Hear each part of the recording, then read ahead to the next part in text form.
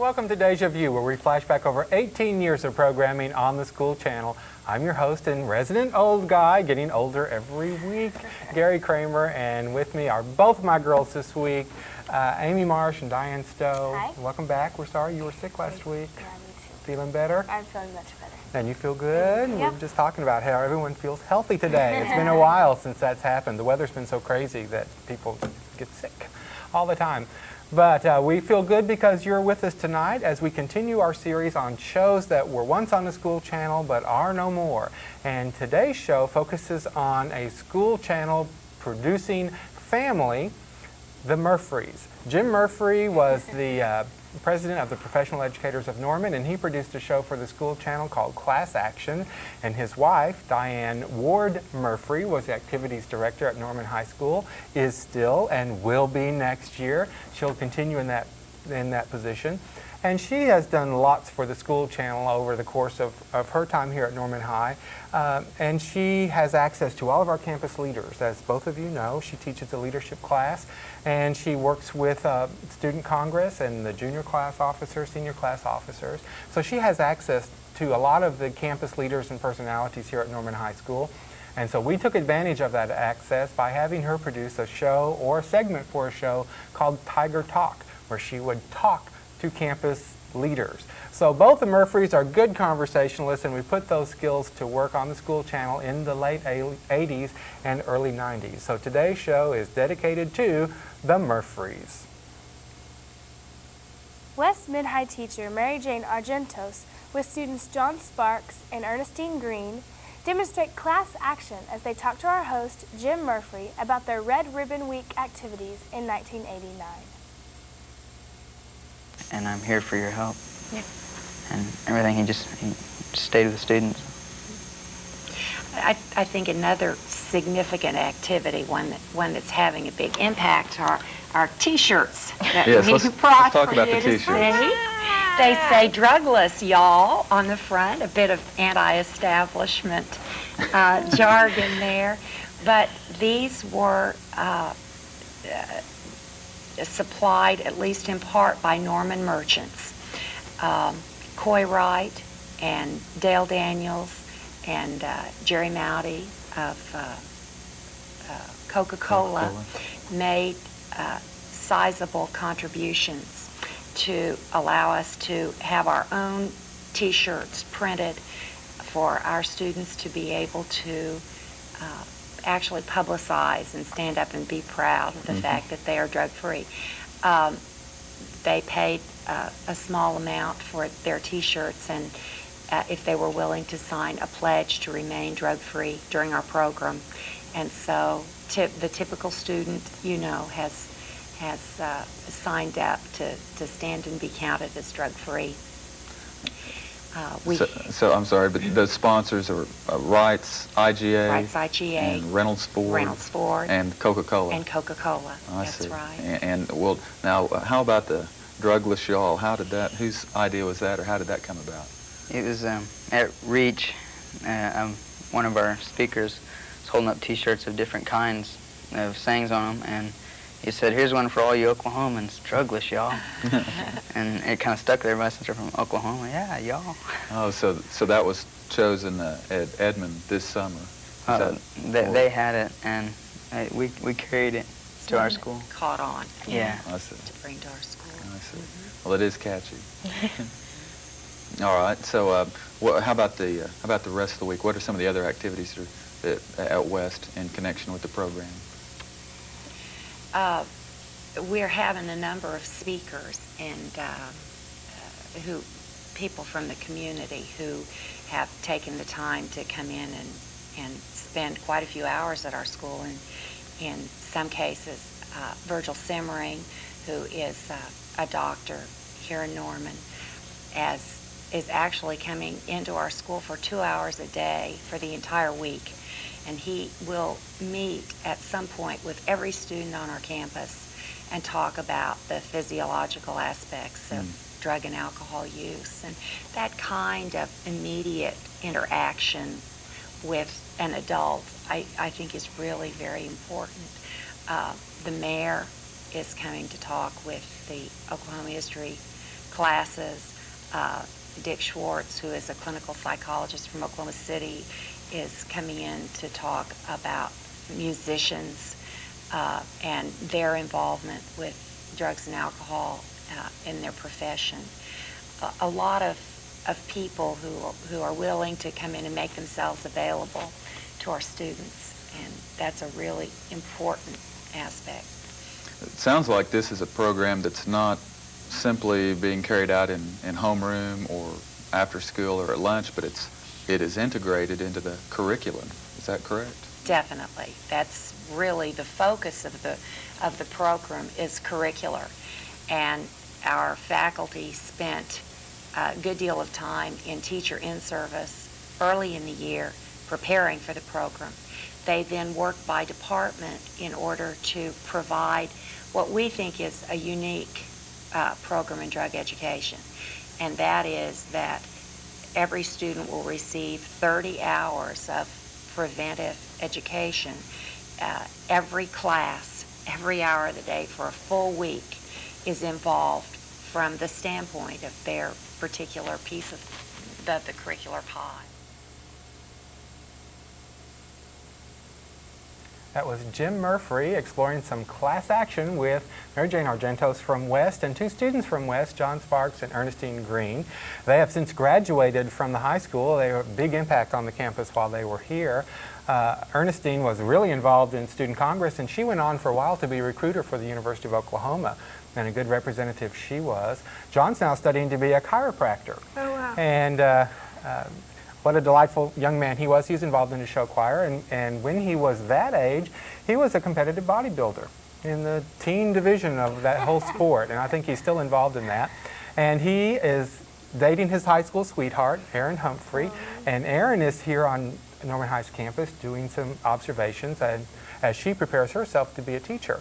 So it's kind of cool to see them as West kids coming up here, and that was a look at Jim Murphree on his show Class Action. Now let's see what his counterpart Diane was up to on her show Tiger Talk. Chad Wampler, NHS football all-state athlete, joins Diane Ward Murphree and a student co-host Megan Tiffany for Tiger Talk in 1990.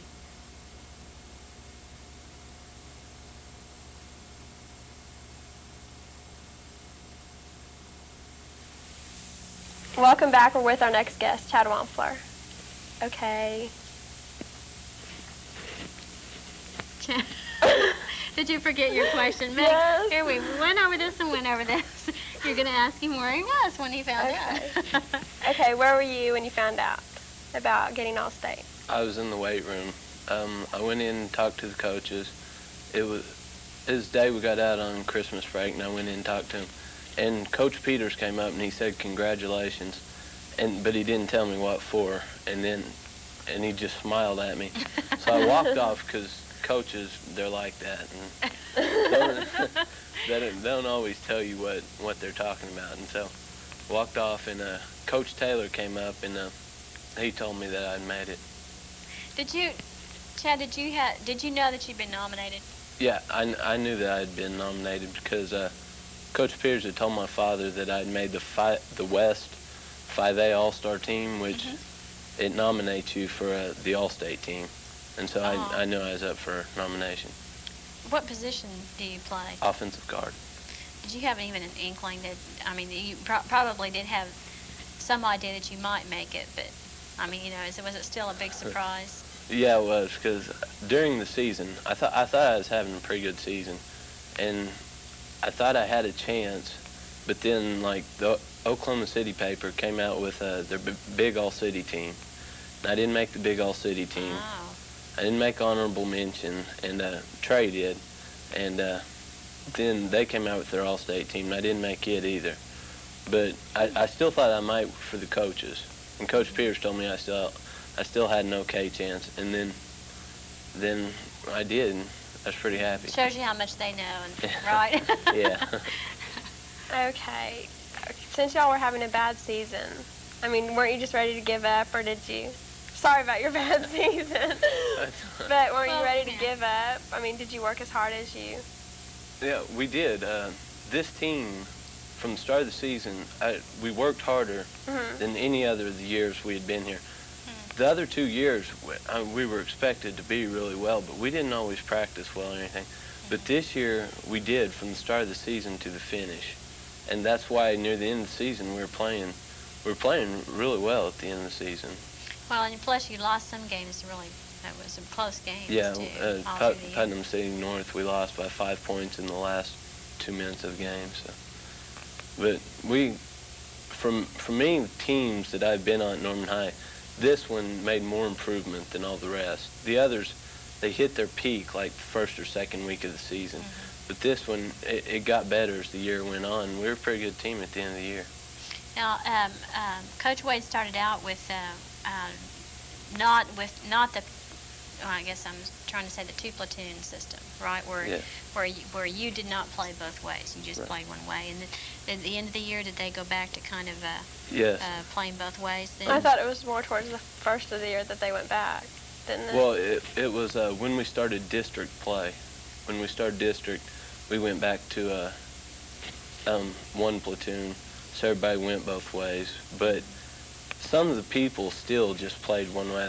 Like myself, I was like 3rd team defensive tackle and still played offensive guard. But it was mostly to get some of the players like Trey and like Todd Donnan, who played quarterback some, who could play both ways and who could help. It was mostly to use them. Yeah, because you don't want your good players sitting on the bench. Right. For most of the game, you know. Because if somebody else is starting quarterback, you still need Todd out there if he's the best player. Yeah. Or the best athlete. So. Okay. Are you playing college ball next year? No, I'm just going to OU. Okay. Did you get any good offers though? I got offers from small colleges. Nothing big. No. Why did you decide to not take those offers? Well. 'Cause that's that's 4 free years, you know. Well, I got an academic scholarship to OU, which that I wasn't real sure. Then I got an academic scholarship to OU, and that pretty much decided it for me. That was Diane Ward-Murphree, co-hosting a show with one of her leadership students. And boy, she is a consummate teacher. One great thing about both the Murphrees is that they know how to listen, they know how to accept what's going on with kids, and they are there to cover for you if you need it, as their co-host needed it. And they were chatting with Chad Wampler about his football career. And it was good to see some Tiger Talk going on in the studio from 1990. Jim Murphy takes action as he talks with Norman Public School Foundation grant recipient Lois Lawler. Mrs. Lawler is the mother of Dan Lawler, a member of the 96-97 Good Company cast. She talks with us about her grant proposal and the process for receiving funding from the foundation in class action in 1991. Hello everybody, welcome to Class Action. I'm your host Jim Murphry. I'm glad you're joining us this week. I'd like to introduce my guest. Her name is Lois Lawler. Lois teaches Spanish and French at West Mid-High here in Norman. And Lois, thank you for being on this week. Well, I'm glad to be here.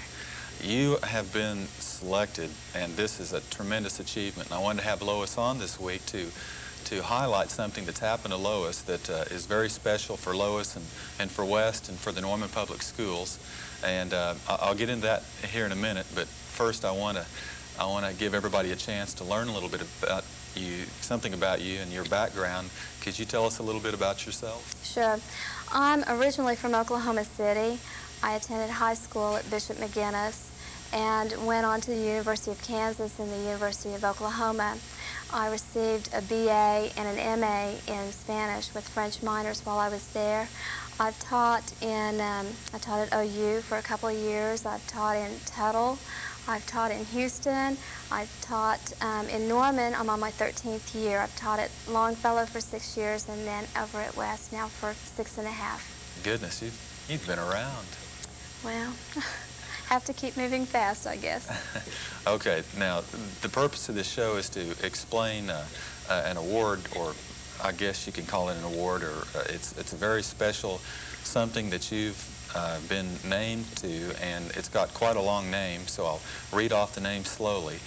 You were in February announced as the winner from the state of Oklahoma of the National Endowment of the Humanities Wallace DeWitt Reader's Digest Teacher Scholar Program.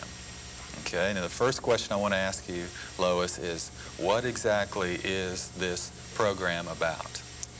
This program is an opportunity that's funded both by the National Endowment for the Humanities and the Reader's Digest Corporation, that it selects one teacher scholar from each state and each district of the United States and funds them for a sabbatical year in which they can do research within the humanities. And it pays, it replaces their salary essentially up to $27,500. And then it also pays the teacher scholar $500 for book purchases for their school system. And it also gives them a $500 allowance for a mentor to work with them. I see. Okay. I suppose this program is geared towards a certain type of teacher or a certain type of discipline. Is that correct? Well, it is geared for teachers of the humanities, both at the elementary and secondary level. They have a different program for teachers at the university level. But basically, they feel that it's very important for teachers in elementary and secondary schools to have an opportunity to get out and do research within the humanities to keep them fresh and current within their curriculum that they're teaching at those schools. And just not...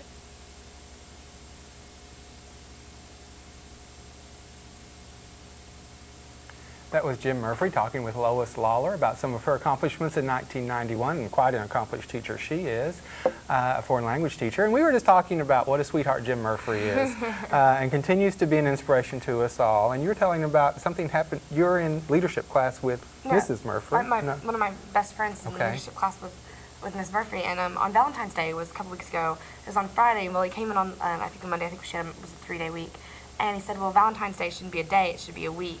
And like every day he brought her like flowers or something nice, and like came in and told the boys, well, you know, this is a lesson, you know, you always get your, you know, you always get your girl, you get her flowers, and then you get them things every day and not just once in a while. Oh, what a romantic Jim Murphree is, bringing flowers to Diane every day during the week of Valentine's Day, making a trip all the way across town to do that. Now next year he won't have to make that trip because both the Murphrees will be on the faculty of Norman High School. In fact, there'll be 4 married couple teacher pairs here on campus next year. I will not be one of them. My wife will be at North, so we'll have both campuses covered. But the Murphrees will be together, and who knows, maybe we'll put them back together here on the school channel. So let's continue in our tribute to the Murphrees. Crayla Woodford, a 1991 homeroom host for Channel 29, had the opportunity to serve as student anchor on Channel 5 early morning broadcast. She shares this opportunity with Diane Murphree on Tiger Talk for 1991. Well, we couldn't get Craylee on Small Talk, but she is this week's guest on Tiger Talk. Here is the Norman High School Activities Director, Diane Murphree, with our own local media celebrity, Craylee Woodford, on Tiger Talk.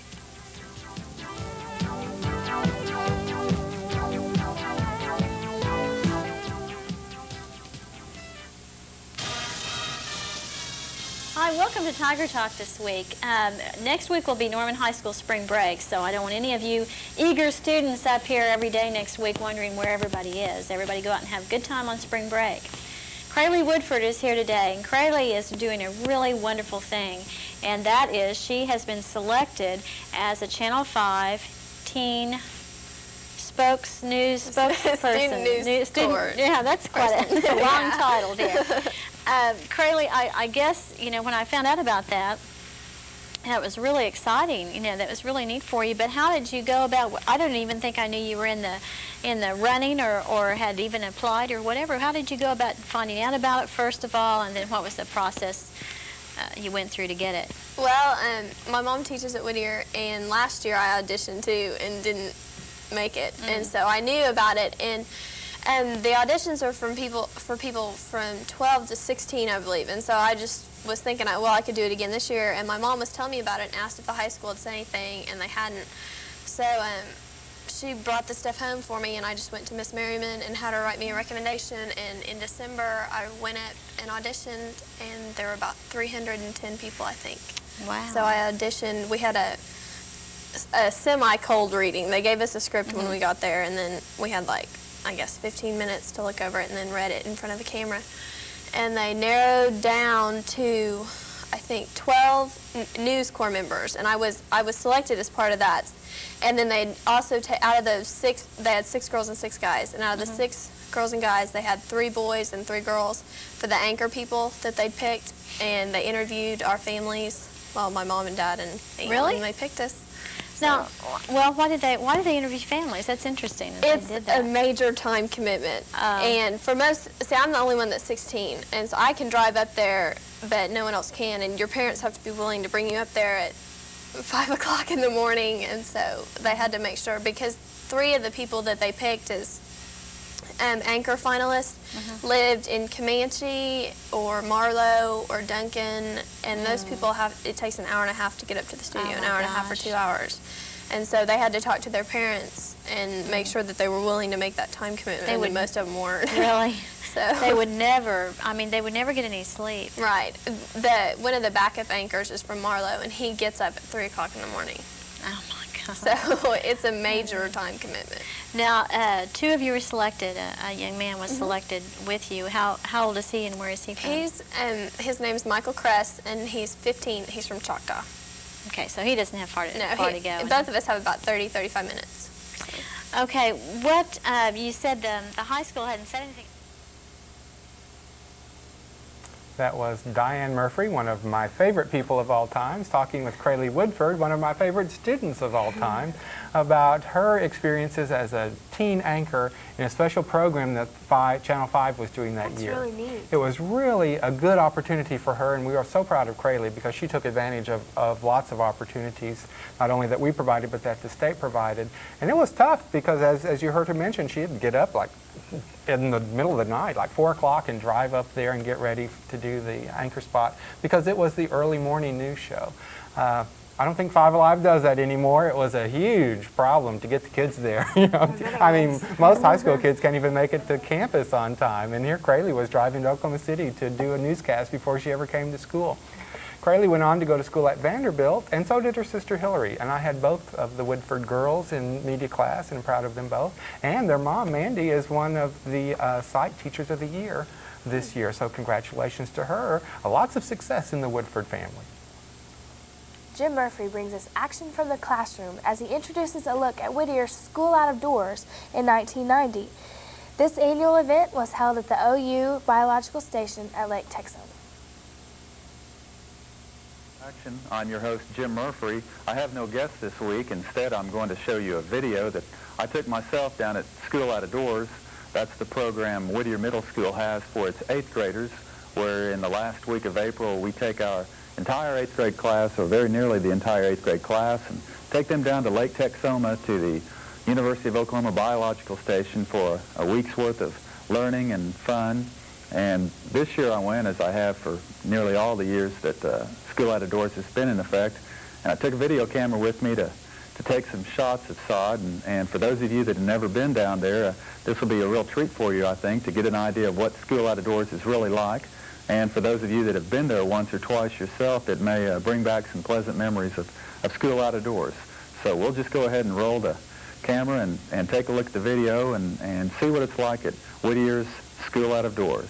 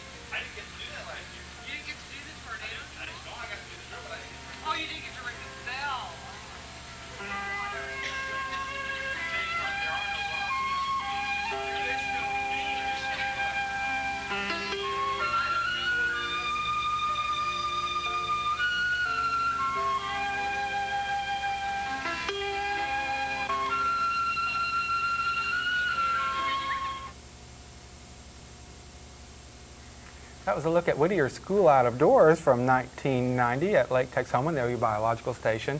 All three middle schools used to do a School Out of Doors program. It's like LEAP, and each middle school does it a little bit differently. They take different grades depending on which grade they think deserves it. I think my kids all went, Irving takes their 6th graders. They take little kids, and I think Whittier takes 8th graders. And they have their classes there. It's a really cool thing, and I'm sorry that that isn't continuing at all the schools right now, but maybe they can reinstate it as the middle schools get reorganized next year. A Night Among the Stars was the theme of the NHS Junior Senior Prom in 1991. Diane Murphy hosts Tiger Talk with special guests Angie Lang and Sarah Shields, both junior class officers who discuss the details of this traditional event.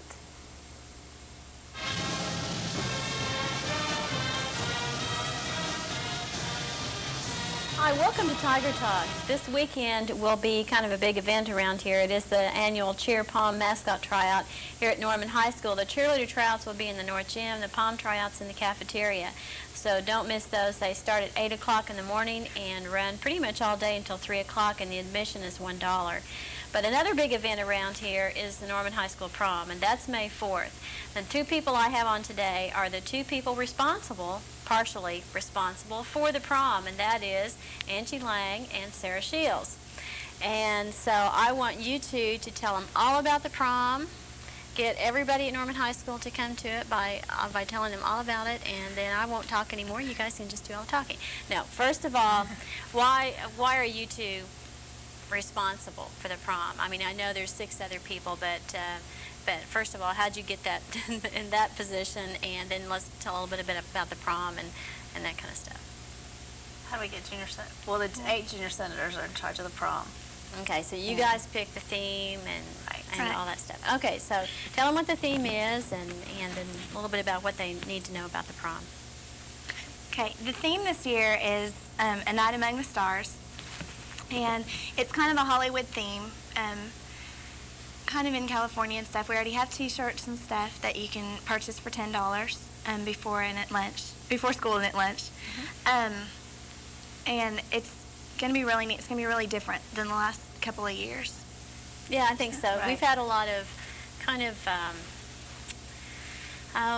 black and white and gold kind of themey stuff, you know, a touch of class and things like that. This is a little different than that, more of a California style. Yeah. Okay, what about prom tickets?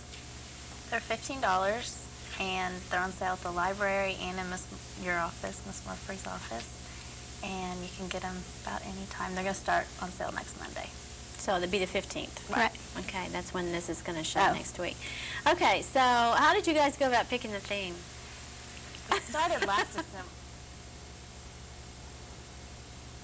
That was Diane Murphy talking about the Junior Senior Prom, an event that she continues to sponsor, as do I, and as do you. You're on the prom committee this year, and it's going to be spectacular again at Remington Park. So we'll keep you updated. We're not going to announce the theme just quite yet. It's a secret. But it's not a secret about Deja View. Next week, we're going to look at another definition of the term overtime. Now it means an extension of our lunch period, but at the beginning of the decade, it was a show on the school channel. So we're going to report to overtime here on Deja View next week. We'll hope to see you then. Until then, I'm Gary Kramer for Diane Stowe and Amy Marsh. Good night.